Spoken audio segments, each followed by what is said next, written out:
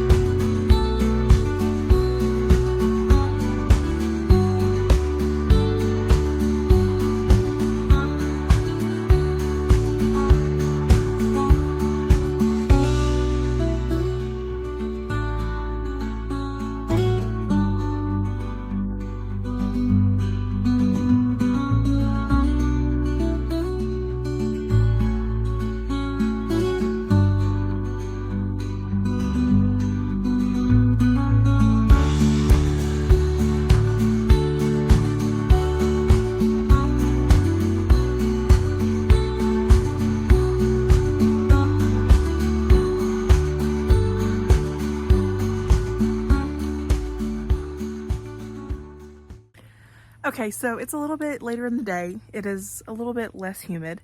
And so one thing that I want to do is get out my last few tomatoes that are getting too big for their containers. So what I'm going to do is I'm actually going to put some of them in pots. And so I've got some large shrub pots that I'm going to reuse, and I'm going to put these tomatoes in there. They're these super sweet ones, and they'll do just fine in a pot.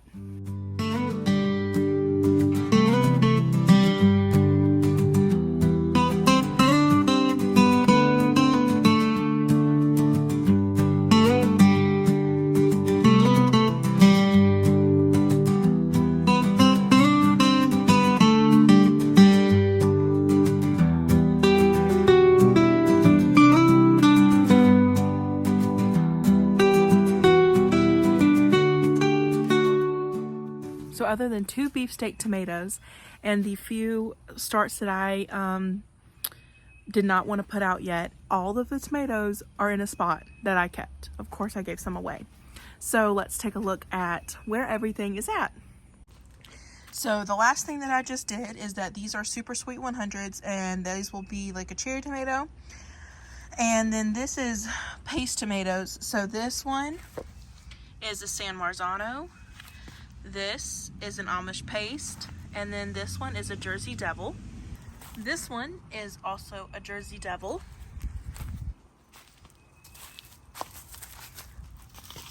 And this one is an Amish paste.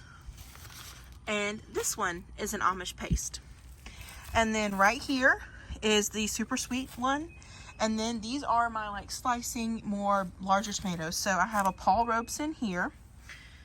Looks great. I have another Paul Robeson. Then I have a Dr. Weich's.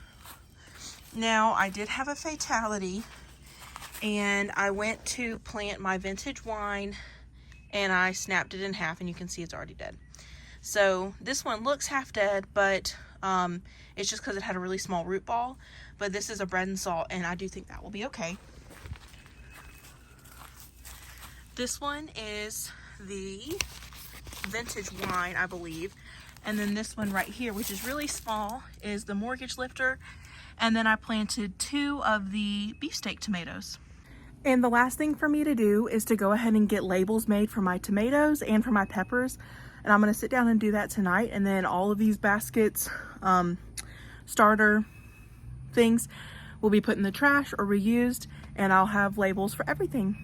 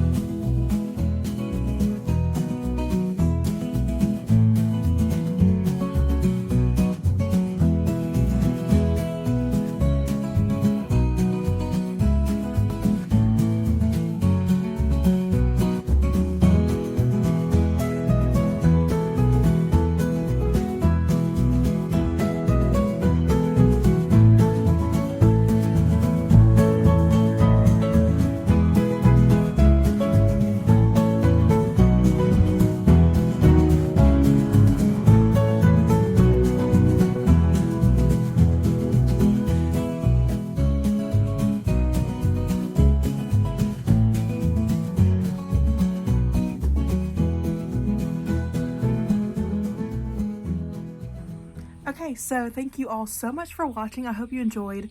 I'm so excited that my tomatoes are finally in the ground, even if they are small.